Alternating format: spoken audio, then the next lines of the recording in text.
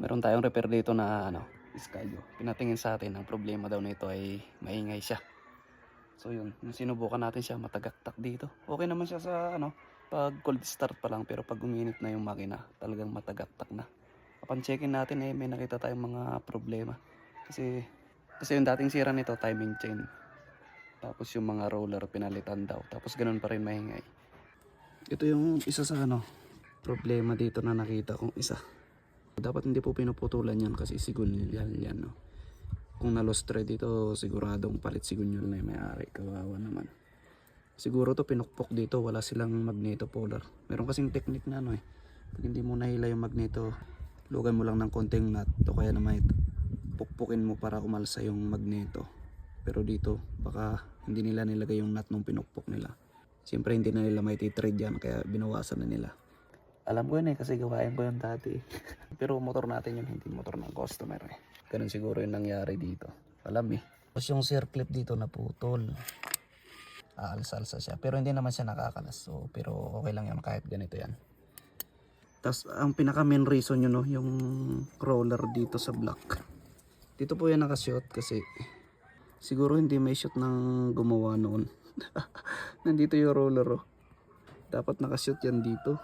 Di siyempre hampas-hampas talaga yung timing chain yan dito. So titignan natin kung hindi na ilagay o kaya ay kumakalas siya. Siguro hindi naman bitin tong tong bolt na yan Hindi naman maglalagay yung gumawa nitong motor na to na maikli yung bolt. Mahaba pa rin talaga yan. Maliban na lang kung pinalitan ito. So check natin yan. At ito sinukat natin, mahaba naman siya. Halos dumikit na siya dun sa sa kabila na ganyan Ito yung roller naglalaro-laro siya. So ibig sabihin hindi nila nailagay ng masa kaya tinamad yung naglagay. Hindi mo kasi may lalagay yun kung hindi mo tatanggalin tong head. Pero pwede naman dukutin, manipis naman yung kamay natin. Dudukutin na lang natin, tsatsambahan natin siya. Siguro hindi na itama ng mabuti nung naglagay noon. Akala niya pasok na pero hindi pa. Pero mas sureball pa rin pag nagtanggal kayo ng head. O kaya itong tanggalin nyo na lang itong kanyang timing gear. Mas maganda kasi masisilip mo talaga Pero kung naman, pwede mo namang silipin kasi malaki naman yung space dito. Sisilipin na lang natin yan. Yun, ilagay na natin siya. Hindi lang kasi makita dito. Ginamitan lang natin ng daliri. Naiikot na siya. Nakikita nyo ba? Yun, naiikot na siya. Tulak natin. Wala na, okay na siya. Hindi na natin kailangan magbaklas ng head. Kagandahan pag manipis yung ating kamay. Siguro may clay yung daliri ng nagkabit nito.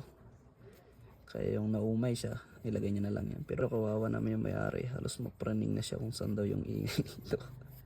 Lalo na sa mga afik, lalo na sa pakyat na daan.